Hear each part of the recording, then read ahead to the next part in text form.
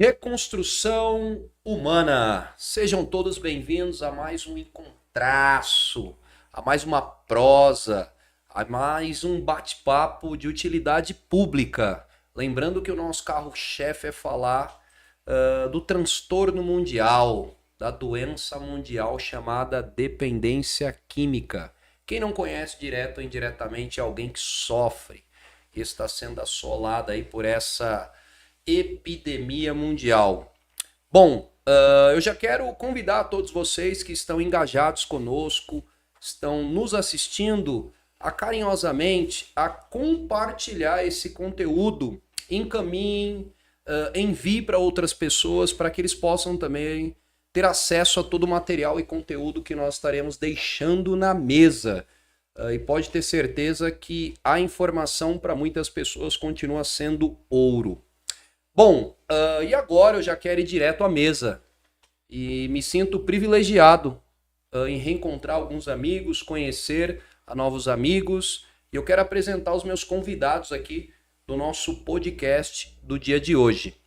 Está conosco hoje, é um prazer conhecê-lo, recebê-lo, o nosso querido militante dessa boa causa, que é o doutor Paulo Vozeirão, e já vocês vão saber o porquê desse título, que é psicólogo especializado aí na causa de dependência química. Paulão, sinta-se à vontade de se apresentar para os nossos convidados. Uma boa noite a todos, né? Meu nome é Paulo. Antes de ser psicólogo, eu sou um adicto também em recuperação. Tô me mantendo limpo aí há 17 anos, 6 meses, 10 dias, né?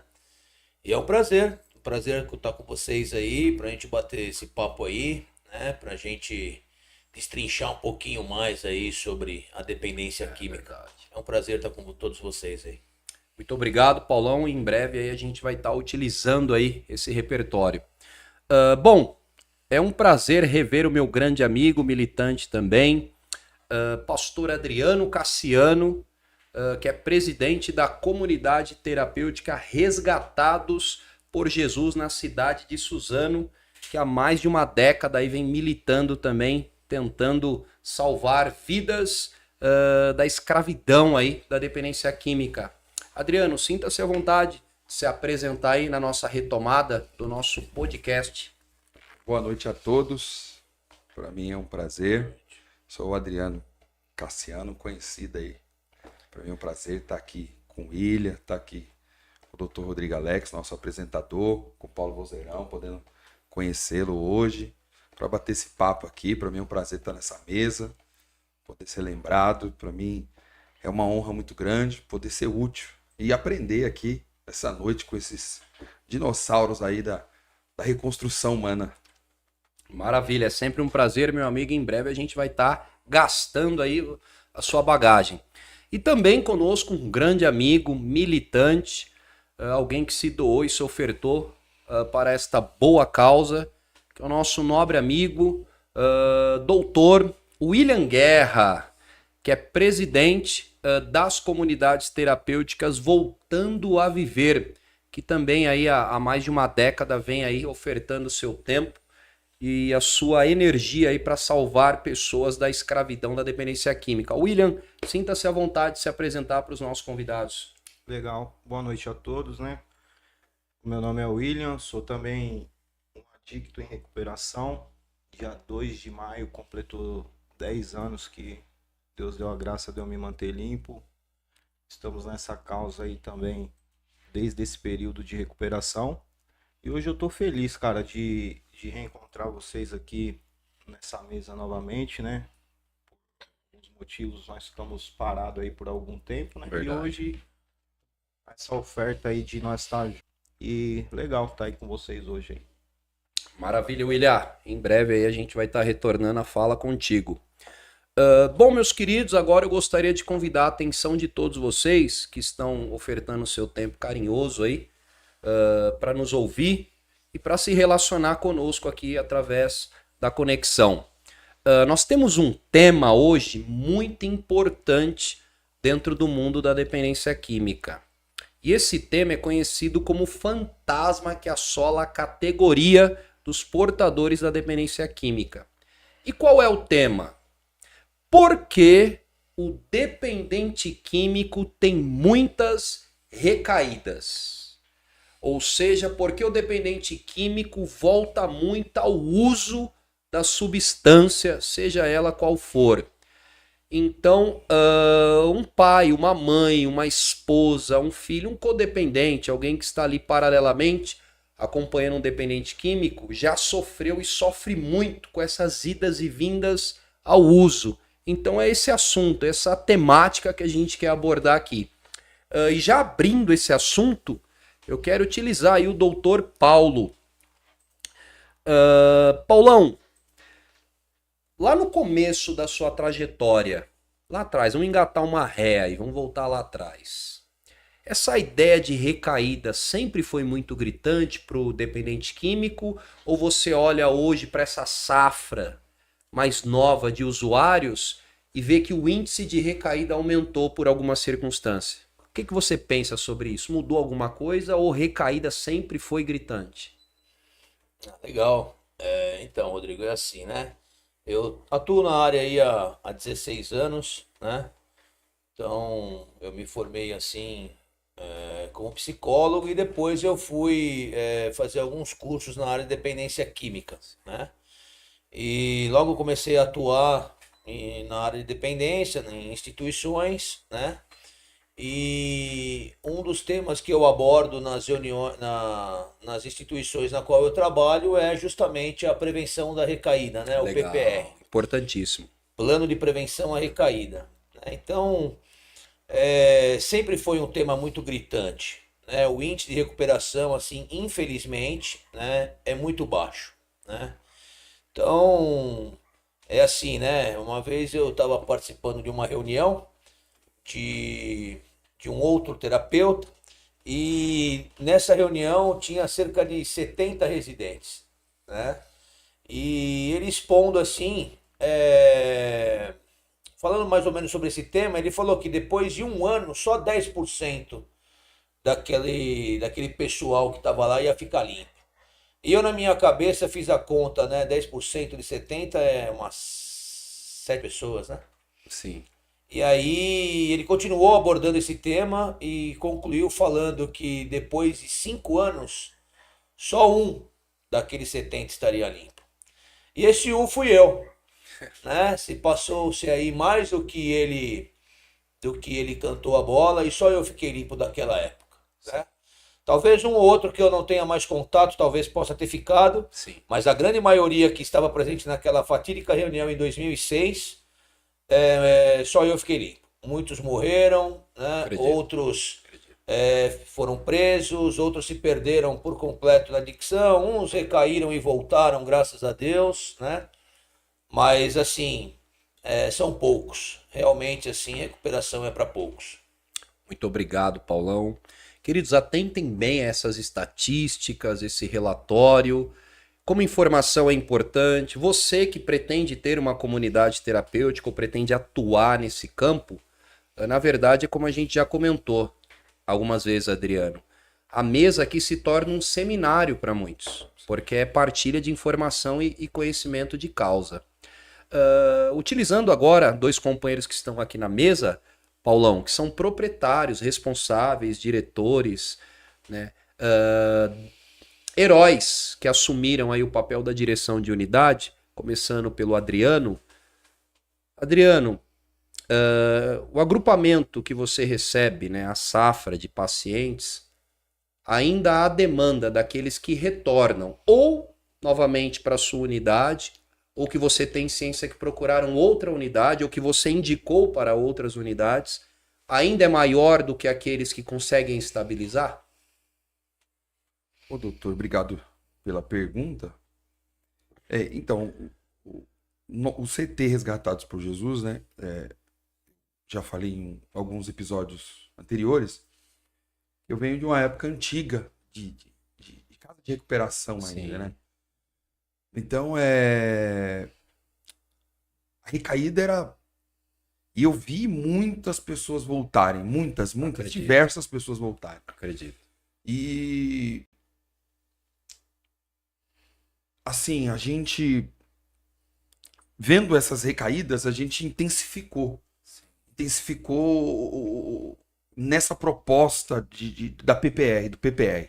A gente intensificou essa proposta do PPR de abordar isso, de falar bastante disso, de repetir isso muitas vezes. E assim, diminuiu um pouco, mas ainda muitas pessoas voltando e muitas pessoas que a gente indica para outros CTs, porque não tem mais espaço, até porque os CTs Resgatados por Jesus só aceita 2 internações e não mais. Sim. Já porque eu entendo que 2 internações dentro de um CT, o CT não tem mais ferramenta para trabalhar com essa pessoa.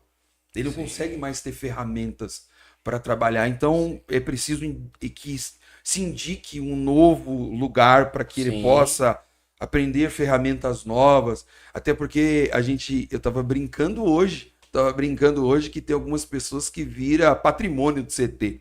Também. Ele passa tantas vezes que ele acaba virando patrimônio do CT. Ele já é o patrimônio. Então, a gente indica que ainda há muita recaída ainda. Mesmo você intensificando este PPR, mesmo intensificando o plano de prevenção à recaída, ainda há muita recaída ainda. Ainda há muito se trabalhar. Até porque poucos CTs se preocupam com isso. Poucos CTs se preocupam. O nosso lema lá não importa quantas internações tem, o importante é que essa seja a última. Legal. Essa é a nossa proposta lá. Filosofia legal de trabalho. A proposta do CT Resgatados por Jesus é essa. Não importa quantas clínicas, se é 50, se é 30, se é 10, se é 5, se é 2, não importa. O importante é que essa seja a última. Então a gente trabalhamos intensamente lá. E quando a gente não temos mais ferramenta, a gente tem essa autocrítica, né? De tipo assim, esse aqui não dá mais. Não dá mais para recebê-lo aqui. A gente nunca vamos deixar de ajudar ninguém. Nunca. Isso aí a gente nunca vamos dizer não para uma pessoa que nos procure.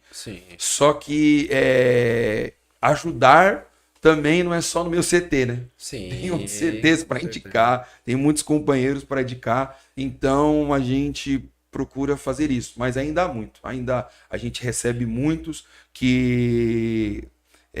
eu estava falando com o nosso coordenador hoje que poucas pessoas que a gente recebe no CT não tem uma internação. É muito baixo que é a primeira internação. É muito baixo o índice de que é a primeira internação. A grande maioria das pessoas que vêm para um CT é que já passou em outro. Pelo menos uma vez. Então aí o trabalho tem que ser muito mais árduo e muito mais duro. Aí o psicólogo tem que trabalhar mais. O terapeuta tem que trabalhar mais. Então é isso aí. Interessantíssimo, né? Até mesmo o grupo NIDA, né, que é um grupo aí especializado em dependência química, um grupo americano, ele prescreve as 12 cláusulas do tratamento, né? Ele já não é os pontos, por exemplo, da Irmandade, né, dos 12 passos da recuperação, doutor, mas eles trabalham os 12 passos da programação do tratamento. Em uma das cláusulas, eles prescrevem a seguinte questão: é necessário uma multiformas e fases de tratamento para o mesmo paciente. Entra essa via que o Adriano pontuou. Possa ser que eu receba aquele companheiro, só que eu já tentei 1, 2, 3 vezes na atmosfera que eu coordeno e as minhas ferramentas se tornam limitadas. E eu tenho que ter essa sensibilidade, humildade, reconhecer que possa ser que tenha outras unidades com estratégias diferentes de abordagem e que vai contribuir com ele. Então não é a unidade, é a extensão das unidades que vai colaborar às vezes com o tratamento. Importante isso, né? E é difícil hoje você encontrar um paciente que chega sem já ter passado por alguma unidade. É que tem companheiro que ele fala assim, não, aquela eu não vou nem contar, eu só fiquei algumas horas. Né, doutor? Ele fala. Agora vamos ouvir um pouco do William, ainda sobre esse fantasma da recaída. William, né, à frente aí de unidades, hoje como você enxerga essa ideia da volta de um paciente que você recebeu com tanto amor, tanto carinho, hospedou, auxiliou a família ali, os codependentes, e quando ele termina um ciclo, né? E também é bom deixar uma observação que às vezes ele não recebeu uma alta saudável, né? Ele encerrou o ciclo e saiu, né, por decisão própria. Como que é a sensação de receber um companheiro e olhar e falar, poxa, esses dias eu estava em tratamento, agora volta nessa circunstância deplorável novamente? Como que é essas emoções assim, William? Cara, eu vou falar pra você, Rodrigo, ó, é difícil, só que é uma coisa que acontece com muita frequência. Por exemplo, eu costumo passar para as famílias que estão com os pacientes na nossa unidade, o objetivo nosso ali é tratar eles e eles não voltarem mais para lá. Porque eu acho que a maior forma de se ganhar credibilidade é que eles entendam que ali possa ser a primeira e última internação, ou que seja a última internação, igual a metodologia que o Adriano usa. Então eu pego firme em cima disso. Eu sou meio difícil de falar de recaída porque eu só tive uma internação. Quando a minha família me internou. E continua internado até E hoje. continua até hoje. Meu tratamento é eterno, cara. E eu tenho. Deus me deu a graça de ter amigos como você, como o Paulo, como o Adriano, que estamos envolvidos nesse processo. Então eu consegui entender o que é a recuperação, cara. E eu entendi também que para sair da linha da recuperação, do trilho, é muito fácil. Não precisa de muita coisa. É aquela resenha que nós estávamos trocando antes do programa começar. O cara às vezes fica recaído de comportamento 2, 3 anos, mas não foi usar droga. Mas tá ali fora dos padrões de recuperação, mano. E dependendo do que acontecer, ele possa ser que ele volte ao uso. Ou possa ser que ele não viva, mas ele não vai viver uma vida legal, cara. Então acho que a melhor forma é entregar um tratamento para ele e fazer ele enxergar que existe a possibilidade de fazer um tratamento só e se recuperar, mano, num pós-tratamento. A pergunta que você me falou, que você me fez, é sobre se a gente consegue identificar, né? Pelo menos é o que eu entendi. Sim. A gente consegue porque a gente ainda comenta, né? Quando o paciente começa a dar muitos vestígios dentro da unidade e ele começa a implantar ali um comportamento que não condiz com recuperação, e aí nós faz a reunião e fala, poxa, esse aí não vai ter jeito, ele vai sair, ou a família vai tirar.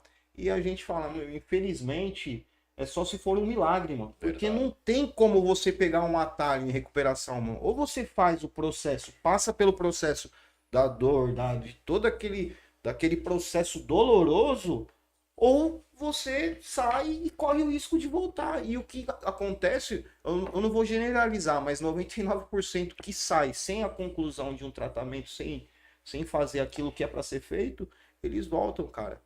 Nós tem caso lá, né, Paulo? Poxa, eu fico chateado. Eu tenho um companheiro e eu peguei uma amizade com ele. Sim. Ele ficou limpo, acho que 14 anos. Ele é da Baixada Santista, você sabe de quem que eu tô falando. Ele ficou limpo 14 anos, cara. Empresário, bem sucedido. E ficou internado 90 dias na clínica, mano. 90 dias. Ele teve alta, a esposa comprou uma passagem pra Itália e deu uma crise de abstinência nele dentro do avião. Ele saiu de dentro do avião, abandonou a viagem internacional que ele ia fazer, saiu do avião e foi direto para a favela usar. Resumo, a família pega a ambulância, liga pro resgate e tal. Tá lá na clínica hoje. Ah, mas vai mandar de novo para a clínica do... Porque assim, o problema hoje, eu vejo, não tá na clínica, mano. A clínica dá todo o suporte para quem quer se recuperar. E por nós fazer um trabalho tão bom, às vezes, um trabalho tão legal, a família pega tanta confiança, sabe que a coisa é séria, fala, mano, nós tem que mandar ele para lá, porque é ele que precisa entender. Verdade. Então, eu acredito que é assim, mas eles sempre dão resquício de recaída no decorrer do tratamento. E tem aqueles que nós apostamos, né, Paulo? Que quando sai, fala, poxa, esse cara é um sério candidato a se manter limpo. Sim. Muito bom, William, muito bom. E lembrando vocês que estão ofertando aí o seu tempo com carinho, compartilhe esse conteúdo, continuem enviando a outras pessoas, nos ajude enviando o link para que todos possam ter acesso a tudo aquilo que está sendo apresentado aqui. Bom, sequenciando aí a nossa prosa sobre o porquê que dependente químico recai muito, eu queria ouvir dos 3 companheiros que estão comigo na mesa, a seguinte pergunta: até que direto ou indiretamente a família contribui para a recaída de um adicto, né, de um dependente químico? Começando aí pelo Paulão. Legal, né, Rodrigo? Uma espécie de uma receita de bolo, né? Eu costumo dizer isso nas minhas reuniões. Recuperação é receita de bolo. Se você seguir tudo que você é orientado durante o período que você for ficar aqui, não tem como dar errado. É que o dependente químico, quando saia, né, de uma instituição, ele vai ter um maior acolhimento, vai ter maior compreensão do que aquela família tá só com a... E a codependência é um problema, né? A codependência, ela é um problema. E assim, a gente ouvindo algumas pessoas falando sobre isso ao longo dessa caminhada, ao longo desse período, a família, ela tem o poder de ajudar e ela tem o poder também de atrapalhar. Ela tem o poder está na mão. Como o nosso doutor disse, a família também precisa entender um pouco sobre dependência química. Ela precisa, porque a família tem a ideia, qual é a ideia da família? Foi ele que usou droga. Quem está doente é ele. E a família esquece que ela também ficou doente. Eu vou dar exemplo, eu também sou uma adicto em recuperação, tenho 17 anos aí de sobriedade, e o que acontece? A minha mãe começou a tomar remédio para dormir por causa de mim, por causa da minha adicção. A minha mãe começou a tomar remédio para dormir. Começou auxiliado dos diazepínicos, eu acho que é esse o nome, né? Começou para dormir, porque ela não dormia. Então, a família ela é de suma importância. E a gente, dentro da instituição, eu acho que o William vê isso muito lá, a família ela tenta comprar o adicto em algumas horas. Ela tenta... aquelas horas de... A barganha. A barganha, a troca. Então, isso acaba atrapalhando. Isso acaba que o cara fica ali internado por causa daquela troca, troca de favor. E não há troca. Não há troca. Eu sou terapeuta também nas minhas palestras lá, apesar que eu não falo muito sobre dependência química, a minha parte é mais administrativa, eu não falo muito sobre dependência química lá, mas quando eu falo, irmão, aqui ninguém é coitado, não. Aqui não tem coitado, entendeu? Aqui todo mundo está colhendo os frutos que plantaram, os frutos dos seus erros. Todo mundo está colhendo.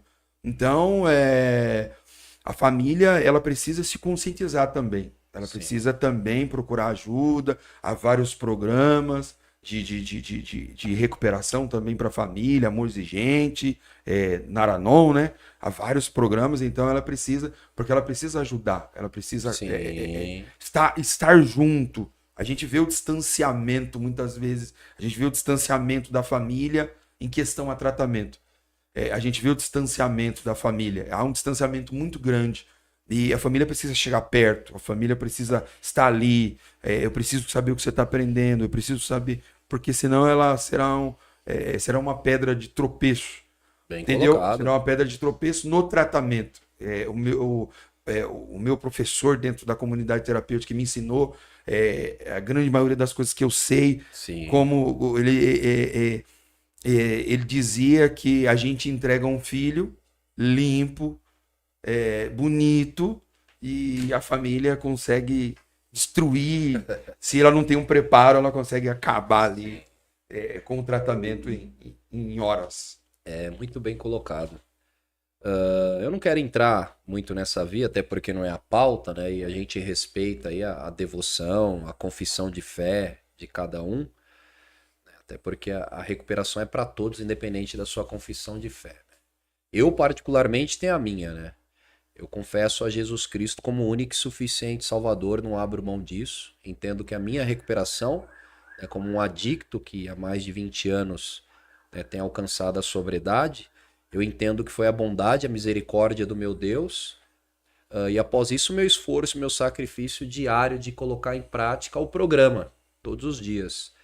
Mas quando você pergunta para o grupo, por que que você veio para a unidade, ou quem te trouxe para a unidade, ou como você chegou. Ele diz assim, naquela máscara da espiritualidade, não na confissão de fé da espiritualidade. Ah, foi a misericórdia de Deus, foi a mão de Deus, foi o próprio Deus. Não, foi a sua autodestruição que te trouxe para cá. Foi os teus erros, né? Foi a sua vida mutiladora que te trouxe para a unidade. Porque às vezes é difícil aceitar um Deus que vai desejar isso para você, né? Pelo contrário, Deus gostaria que você tivesse como um missionário fora da unidade, levando a mensagem, a palavra, e não aqui dentro mutilado, arrebentado. Então quem te trouxe para cá foi as transgressões, a sua autodestruição.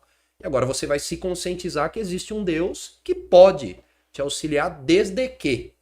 Mas eu quero ouvir o William, porque esse penteado que ele fez hoje é um investimento alto. Especial para você, pro Paulo. William, fala um pouco até que ponto a família pode contribuir para a recaída de um adicto. Olha, eu vou aproveitar e vou falar para as mães, que eu sei que tem algumas mães que estão assistindo nós hoje, algumas mães de alguns pacientes da nossa unidade também. Procurem tratamento. Vocês também precisam de ajuda. Por que que eu falo isso? Porque hoje eu enfrento um problema da seguinte forma. Eu costumo fazer reuniões para as famílias no dia da visita, para conscientizar as famílias de como se comportar perante os pacientes que vão instalar, né, na hora do encontro nas visitas. E o índice de participação é muito pouco. E aí eu comecei a entender, eu falei, por que que as famílias chegam aqui na visita só após o almoço, ou chega sempre no... Porque aí eu consegui entender, muitas famílias acham que essa missão, ela é exclusiva da clínica. Que a clínica tem o dever de integrar o indivíduo recuperado. E esquecem do papel dela de família. Por que que eu falo isso? Porque um adicto, irmão, no uso frenético de droga, ele deixa uma casa, quando ele sai de lá de dentro, completamente disfuncional, mano. Ele vai deixar uma casa abalada, as estruturas dali de dentro, de quem conviveu com ele durante anos. Nós não tá falando de dias, mano. Verdade. Quando chega um ponto de internação, o cara que já tá no ano, mano, usando faz anos. E aí o que acontece? Quando ele chega naquele extremo do uso, a família dele já ficou completamente doente. Ali, para chegar até o ponto da internação, na maioria dos casos, o cara já roubou, já mentiu, já manipulou, começa a roubar torneira, chuveiro, fio da casa. Isso vários casos a gente vê. Então a família fica doente com tudo aquilo dali. E aí, a clínica faz o papel dela. Nós vamos tratar o adicto que está lá dentro em tratamento. Tratamos.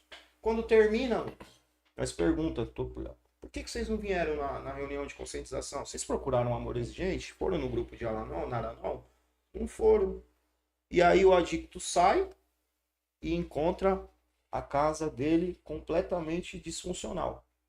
E aí, nos primeiros dias, a família já começa, porque não se tratou, não se cuidou, não sabe como conduzir, não sabe como tratar ele, trata ele como se ele ainda estivesse usando droga, e aí muitas das vezes entra nessa rota de colisão.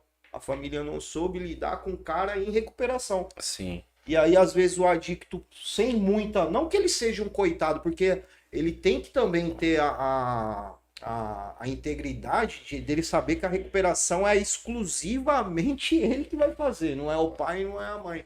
Mas muitas vezes influencia, porque o cara tá ali 6 meses, mano, ele não sai completamente dali recuperado, ele sai dali limpo e conscientizado e já sai engatilhado para ele procurar um programa de recuperação na rua para ele continuar. E ele tem que entender que a recuperação é o resto da vida, só que a família não entende isso. Eu vou dar um exemplo aqui para concluir a minha fala.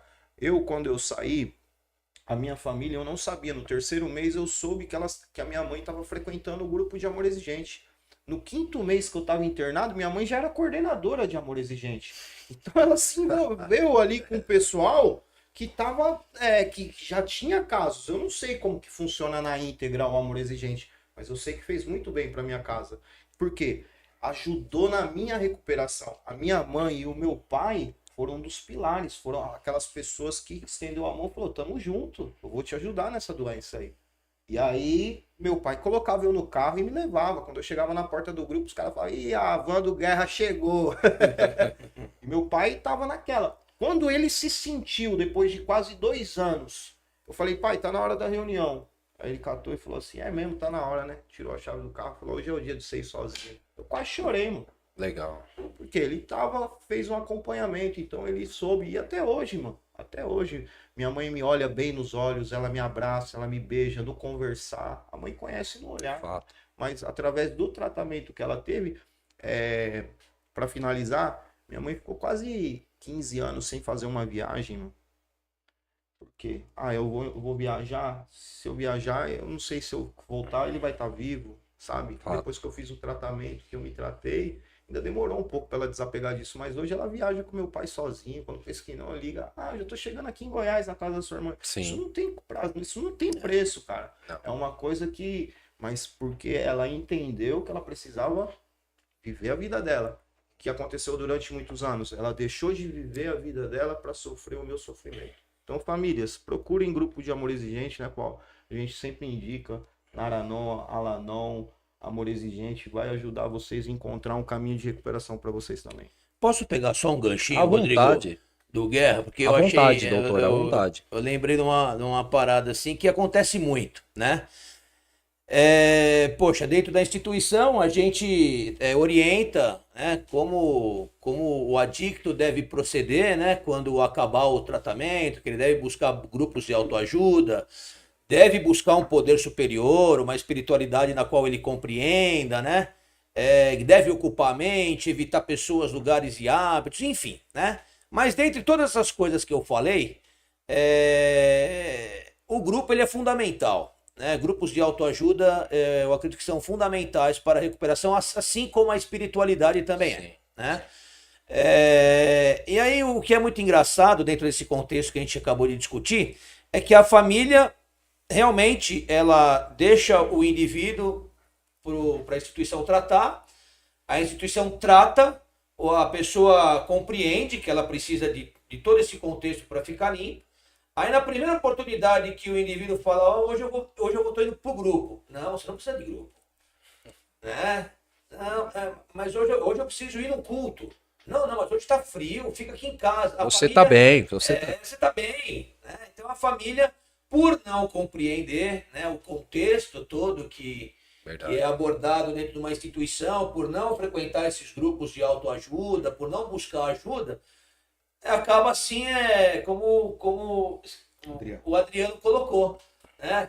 A família acaba desestruturando tudo aquilo que a instituição demorou meses para construir. Verdade. Né? É como se o cara fosse alcoólatra, terminasse o tratamento, chegasse em casa, a família, vamos estourar um champanhe para comemorar. É mais ou menos isso. Aí eles acabam com todo aquele trabalho que foi feito, né? Verdade. Muito bom, muito bom. Bom, lembrando que você que está conectado conosco, você que está engajado conosco, a gente vai estar repetindo mais uma vez quais grupos de apoio você pode indicar ou frequentar. Rodrigo, paga alguma coisa? Não. São grupos mútuos de ajuda gratuitos. Você não paga absolutamente nada. O único pago é o desejo de participar. Então, por exemplo, Amor Exigente, Naranon, Alanon, você pode dar um Google, procura o endereço mais próximo da sua casa e frequenta. Uma vez por semana você vai ofertar algumas horinhas. O tempo que você passa mexendo nas redes sociais é o tempo que você frequenta uma sala. E o tanto de ferramenta que vocês vão adquirir para aprender a lidar com esse problema que é eterno, ele não acaba, ele é contínuo. Futuramente a gente pode até marcar um podcast, retomar aqui os companheiros, o doutor, e a gente vai falar o que é tratamento e o que é recuperação. Porque uma fase é o tratamento, a outra é a recuperação. Exatamente. Né, doutor? Mas anote, frequente e participe. Sequenciando. Bom, meus queridos, agora ainda do lado de fora, porque depois a gente vai entrar um pouco mais por dentro da causa, a gente vai falar dos sintomas da recaída no dependente químico. Vamos falar um pouco da complexidade para as pessoas entenderem um pouco do nosso trabalho. A gente falou um pouco da codependência, que são os familiares. o grupo mais próximo do adicto. Mas agora, queridos, eu queria falar um pouco sobre o Estado, né, o município, a sociedade. A que ponto, né, o Estado, a sociedade não coopera com a permanência e a estabilidade do adicto, deixando claro que é responsabilidade pessoal do adicto, do portador, se manter limpo. Mas, por exemplo, o Estado, coisas que ele poderia, doutor, fazer, Adriano, William, pelo adicto, né, para tentar cooperar com essa estabilidade dele, ajudar ele a voltar a ser um cidadão melhor, um pai melhor, um empresário melhor, um funcionário melhor, e não fazem, né? Então eu queria que a gente falasse um pouco sobre isso. A gente está numa época aí de campanha, politicagem, né? Eu acho que o sonho de todos aqueles que trabalham nessa causa é ver pessoas que tragam projetos, doutor, voltado ao dependente químico, que é um grupo gigantesco de problema. Então, começando aí pelo doutor, o que você pensa sobre isso aí, Paulão? Bem complexo, né, Rodrigo? Bem complexo, assim, esse assunto, porque a gente vê, assim, que não há muito interesse público, né? Ou por falta, assim, de conhecimento da causa, né? Mas a gente vê a famosa Cracolândia no estado de São Paulo, né? Há tantos anos lá, e colocam projetos, tiram projetos e tentam fazer alguma coisa e nada resolve, né? Então foi muito bem colocado, né? Lógico que a recuperação assim depende do indivíduo, mas infelizmente ainda a gente tem assim dentro do sistema pessoas que não estão muito preocupadas, né? Sabe? Procuram assim isolar essa causa, entendeu? E não combatê-la da maneira correta. Então, entre tantas coisas que eu poderia citar, né, eu vou colocar assim um empecilho que muitas das vezes as comunidades terapêuticas têm para exercer o seu trabalho. Legal. Então, muitas das vezes assim esbarramos em vários órgãos assim, né, que de alguma maneira, né, talvez por não conhecimento da causa, né, ou por não ter um adicto dentro da casa, Também. né, porque é muito fácil você pedir exigir tanta coisa de uma comunidade terapêutica para que ela se adeque aos direitos humanos, para que ela se adeque às leis municipais, estaduais e tudo isso, né? Mas sem saber realmente do que um adicto é capaz, de onde ele veio, né? Do que ele já fez. Né? Então eu trabalho não só na unidade Voltando a Viver, mas eu trabalho em outras tantas comunidades terapêuticas e clínicas de reabilitação, como prestador de serviço. Sim. Em cima de prevenção à recaída, né?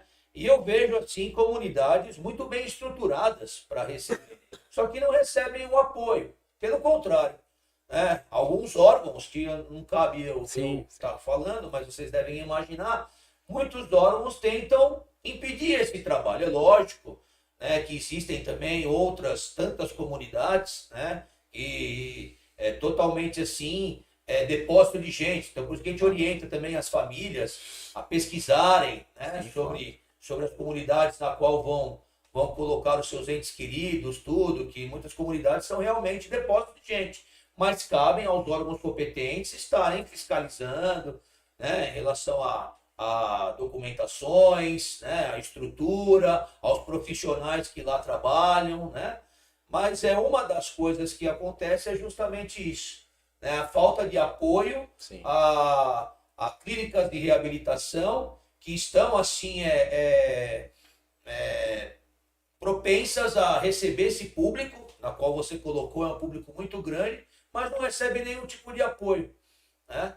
E quando recebe, assim, tem que ter assim um leque muito grande de documento, enfim, né? Esbarra muito em burocracia, né? Sendo que o que o adicto necessita é um acolhimento, é um abraço, né? É ser tratado com amor, né? Com carinho e com respeito.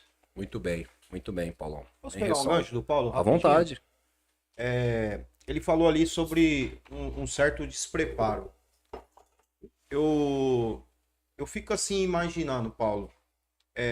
Eu tentei participar de uma licitação do governo no ano passado e eu adequei algumas coisas na unidade para mim participar de uma certa licitação. E para minha surpresa, Eu mandei toda a documentação, tudo certinho.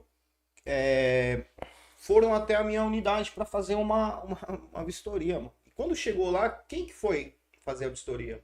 Assistência social. Aí a assistência social chegou.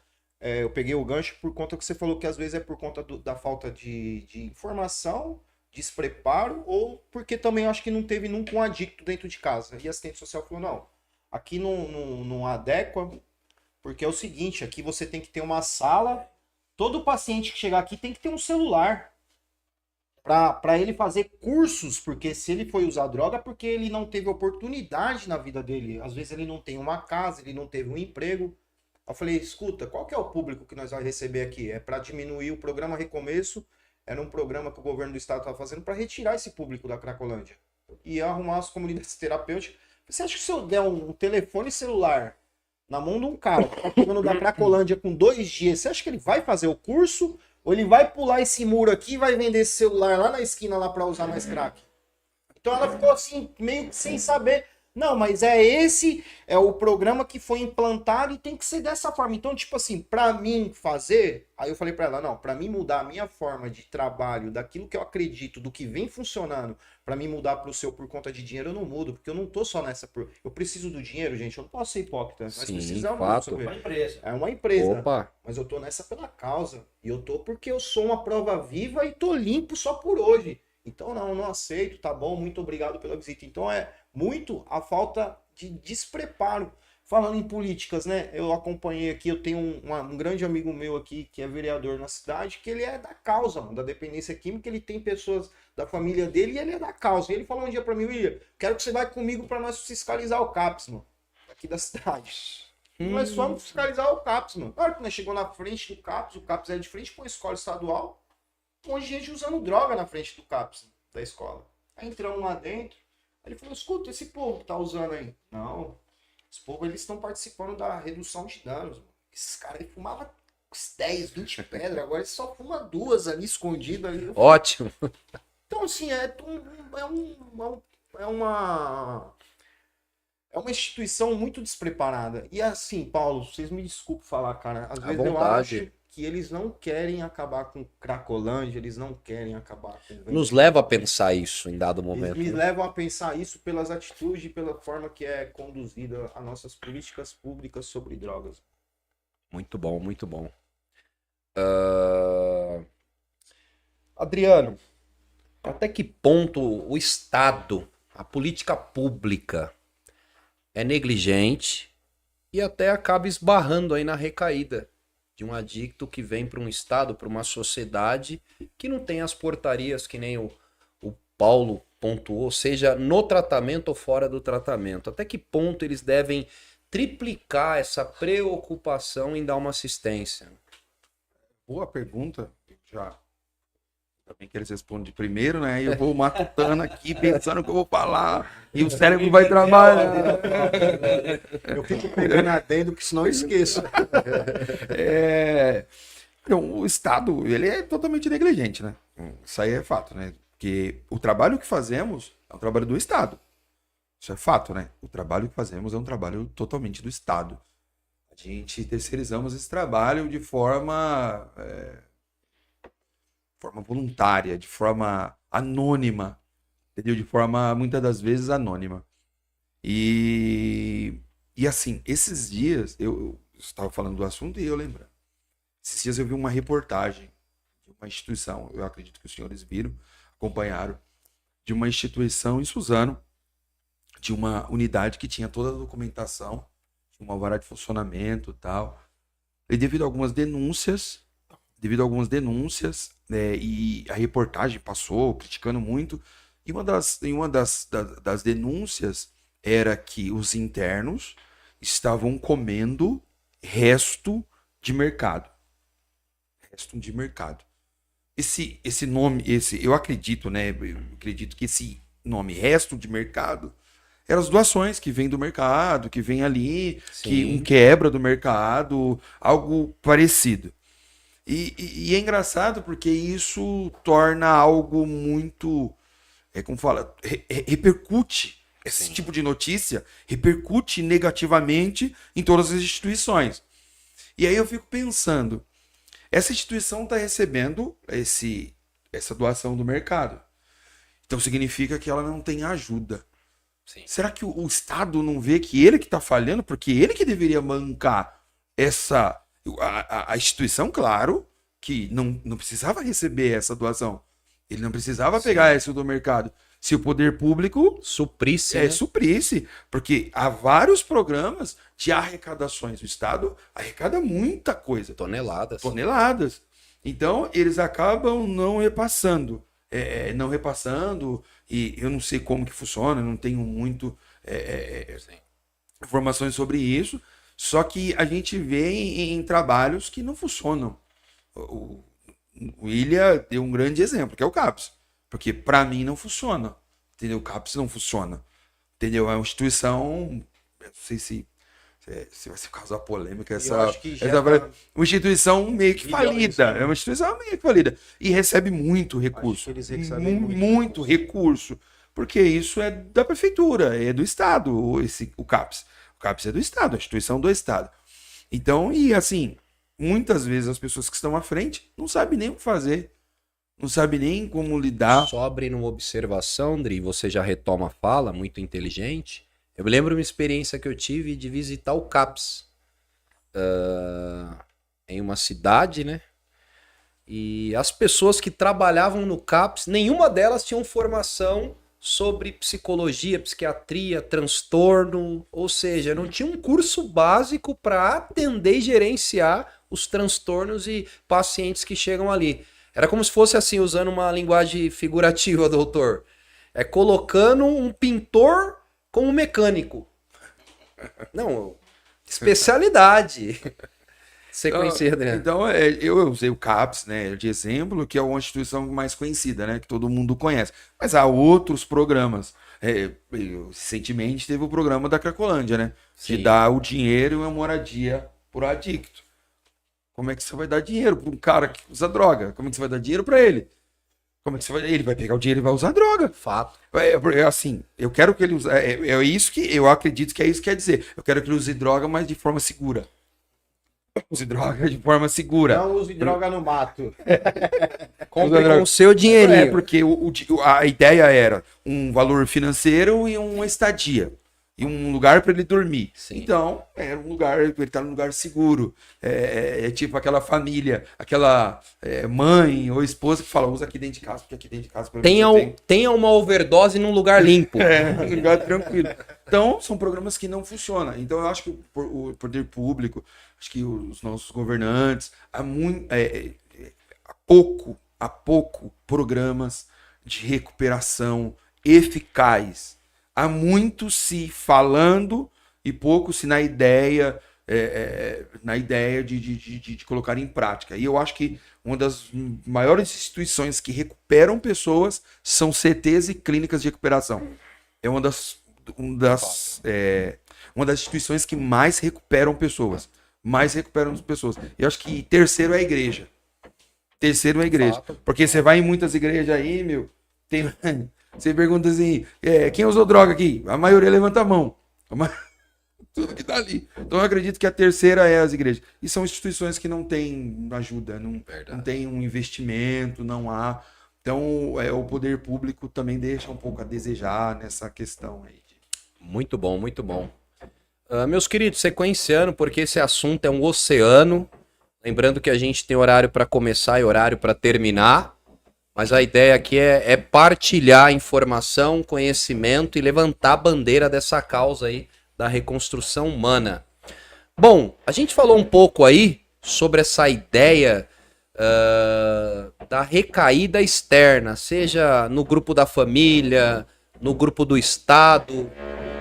Agora eu gostaria de falar um pouco sobre o portador, o dependente químico, né? E a gente vai utilizar aqui a formação do doutor, as experiências aqui dos diretores. Paulo, tem famílias, adictos, futuros pacientes que estão nos assistindo, futuros coordenadores de unidades. Quais são os primeiros sintomas, assim, eu sei que são vários por várias vias, mas para dar um alerta, normalmente quais são os sintomas mais próximos aí que já declaram, que já deletam que, ó, vai recair? Legal, Rodrigo. Obrigado pela pergunta, né? Assim, né? A recaída ela é um processo. A recaída, ela nunca vai ser acidental. Boa. Ninguém vai sair de uma instituição e tropeçar numa montanha de pó e nem uma garrafa de 51 vai sair correndo atrás de ninguém. Boa. É verdade. Então a recaída ela começa através de alguns comportamentos, de alguns defeitos de caráter, né? Então o indivíduo ele aprende que para ele ter êxito na recuperação ele precisa mudar muita coisa da sua personalidade, né?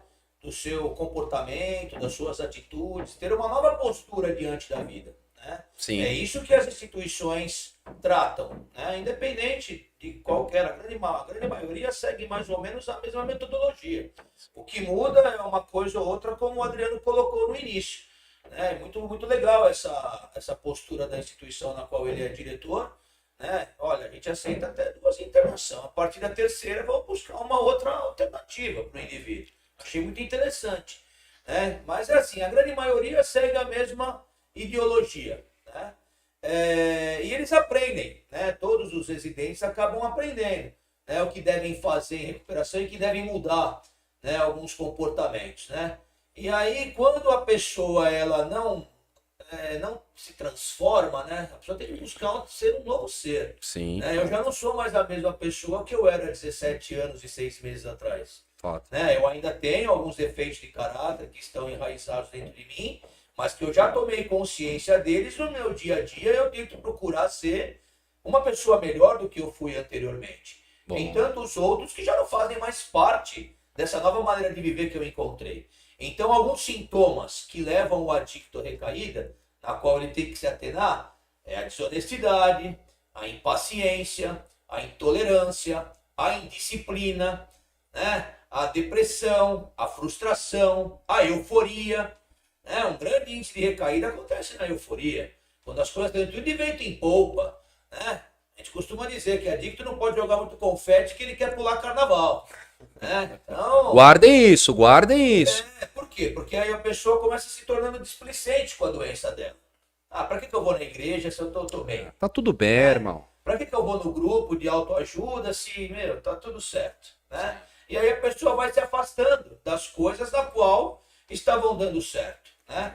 Exaustão é outra coisa, outro sintoma de recaída, né? Uma coisa sutil que acontece com muitos também é a troca de dependência, né? Boa. Tipo substituir uma droga por outra, achar que aquela é mais leve, aquela não pega nada, né? Fizeram muitos voltarem novamente, né, ao uso frenético de drogas, né? Autopiedade, ficar se sentindo coitadinho de mim, né? Achar, como foi falado, não tem coitadinho, né? Nós somos todos responsáveis, não somos culpados pela doença, mas somos responsáveis pela recuperação. Né? Agora tem muito que fica aí, né? Eu brinco muito com eles assim dentro da instituição, né? A autopiedade é o famoso CDM, né? O coitadinho de mim, né? Aí eu lembro, eu tô com quase 50 anos, né?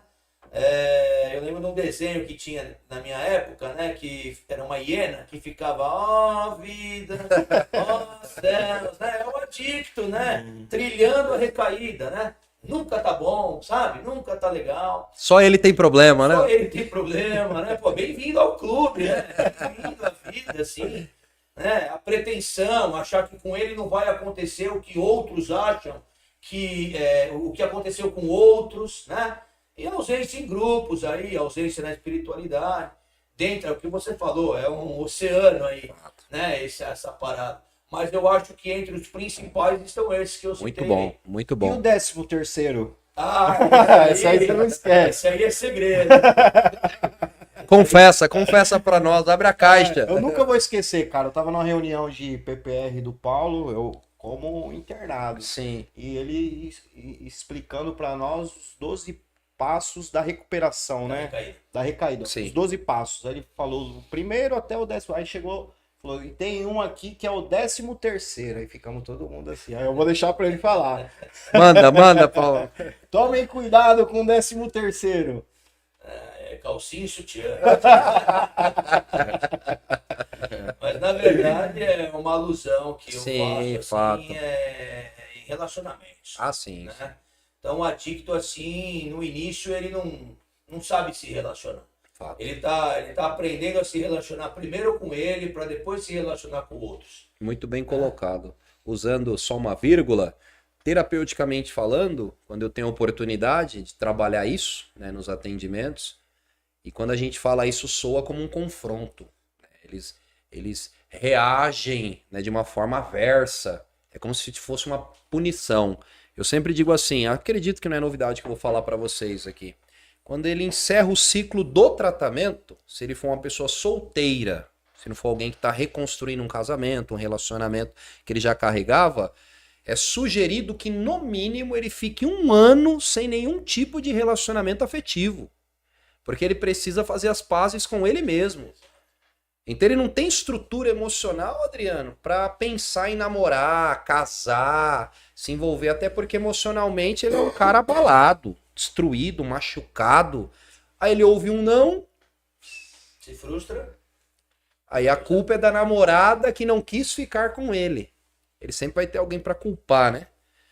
Mas agora usando a via do Adriano, compartilhando, né? Muita coisa que o doutor já falou e que é fato.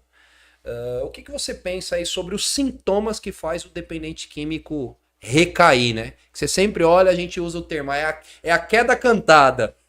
Você tá me amaldiçoando, né? Eles espiritualiza. Não, é a queda cantada, irmão. Antes que eu esqueça, né, só pegando um gancho aí dessa 13ª aí, tem um menino que tá a 2ª vez com a gente, 2ª vez, ele deve estar até assistindo, que os meninos estão assistindo lá, 2ª vez. E aí essa vez que ele chegou agora, ele falou assim, não, meu, é que eu arrumei uma mina, aí sabe, né, e tal, Começa aí, assim a história, né? aí eu recaí, eu falei, posso te dar um conselho?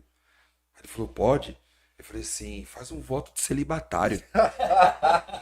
Porque você tá a 2ª vez aqui, quem te derrubou foi a mina. Quem te derrubou foi a mina, faz celibatário, faz que nem Paulo. Verdade. Não se casa. Não se casa, pronto. Não arruma Acabou mina, o problema, você não pronto, recai acabou, mais. Não recai nunca mais. Pronto, já que o problema é a mina, então tá fácil de resolver. Tá muito fácil. Então, pegando boa pergunta do doutor, respondendo a pergunta, eu tava... ao longo dessa jornada, entendendo um pouco de recaída. Eu gosto bastante de entender sobre a doença, né? E tipo assim, a gente vê algumas pessoas, alguns especialistas dizendo que o cara tem que entender primeiro o que é recaída. Primeiro tem que entender o que é recaída. Até os 3 meses não é recaída. Até os 3 meses é volta ao uso. Não existe recaída. Até os 3 meses. Não existe recaída nisso. Ele voltou só ao uso. Aí, depois dos 3 meses, aí ele começou a entrar no programa de recuperação. Aí vem esse... Aí começa, porque aí começam os problemas. Os problemas começam aí. Depois dos 3 meses, começam os problemas aí. O cara começa a mostrar quem ele é. Aí começa, reclama de tudo. Como a gente disse aqui no in off, né, quando nós começamos, a recaída não é quando o cara usa droga. Eu conheço pessoas que dão recaída há anos. Ele só não usou droga ainda. Ainda ele não usou droga. Sim. A gente estamos trabalhando lá com o nosso terapeuta, o Dário. Sim. O Dário trabalhou segunda-feira passada, ele trabalhou a síndrome da abstinência demorada. Sim. Síndrome da abstinência demorada. Tipo, tem cara que ele já tá caído. As atitudes dele... SAD. A SAD, a tal SAD, que essa é nova, né? É nova, lançaram há pouco tempo a SAD. É uma linguagem técnica Igual nova. aquele cara que usa fala, não, mano, só tive um lapso. É bonito, né, a palavra, né? Só um lapso. Então, o que acontece? Ele já tá há um tempo recaído. As atitudes dele, ele tem atitudes de uma pessoa que tá no uso. Ele tem atitudes. Ele mente, ele manipula, E tem alguns que nem se liberta disso, porque ele não entende, ele não se preocupa em entender a doença. Então ele continua com aqueles defeitos de caráter, porque a gente, como o doutor disse, aproveitando a fala do doutor, a gente tem muitos defeitos de caráter. E vai levar anos e nós não vamos se libertar ainda. Só que tem defeitos de caráter que eles são nítidos. Tem aqueles ocultos, e a gente começa, ao longo do tempo, a gente começa, a gente se conhecendo, a gente começa a conviver com aqueles defeitos de caráter ocultos. Mas tem alguns que são aparentes. O cara, são aparentes. Você vê no cara. A gente. Esses dias aconteceu um fato, a gente passamos em frente a uma instituição, em Ribeirão Pires. A gente passamos em frente a uma instituição. Aí o menino que estava do meu lado, o cara tava com o rastelo aqui nas costas. Aí eu falei pro menino, eu falei assim, o que é ali? O que você acha que é ali? Ele falou assim, a comunidade terapêutica. Ele falou, como você sabe? Ele falou, aquele cara com o rastelo nas costas. Porque só eu acredito que só em comunidade terapêutica o cara anda com rastelo nas costas. É o cara que consegue rastelar no ar. É verdade. Ele anda com rastelo nas costas. Aí você acha que um cara desse tá preocupado com recuperação? Você acha que o cara desse tá preocupado em ficar limpo? Você acha que o cara desse tá preocupado? Entendeu? Então, a gente... Então, a recaída, ela não acontece no ato, no uso. O uso só é a cereja do bolo. Ele já vem... Porque ele nunca se preocupou, ele nunca entendeu muito. E muitos, pegando um gancho de falas anteriores, existe comunidades terapêuticas involuntária e voluntária. Mas não existe nenhum tratamento voluntário. Todo tratamento é involuntário. É contra a vontade. Contra a vontade.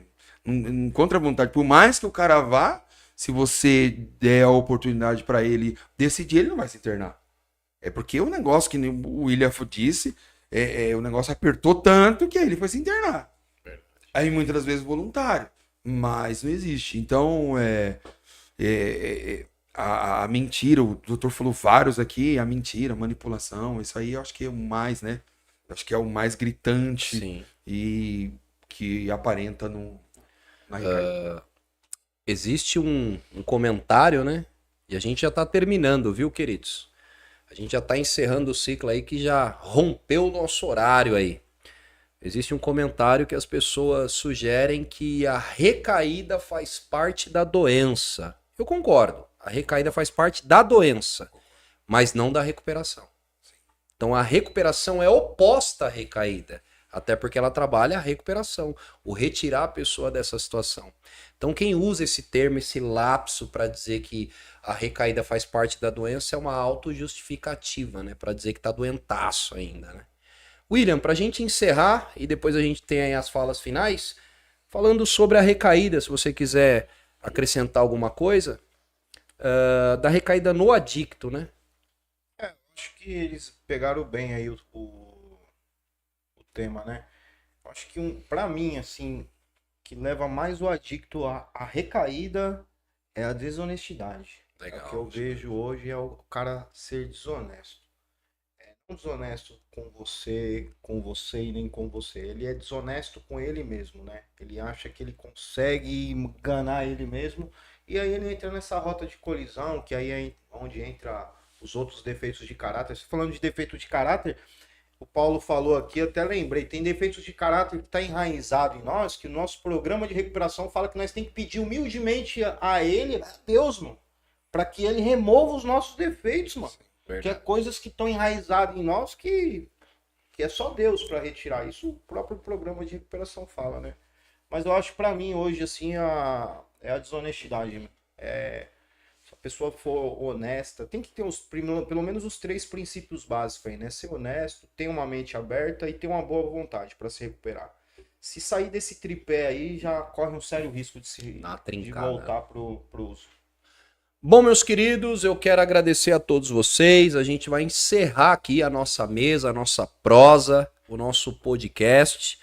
Eu, particularmente, sou muito grato a Deus por esse tempo mais do que especial aqui, entre amigos e amigos internautas aí que estão engajados conosco. Agradecer a você que ofertou o seu tempo, a sua atenção, compartilhou esse conteúdo.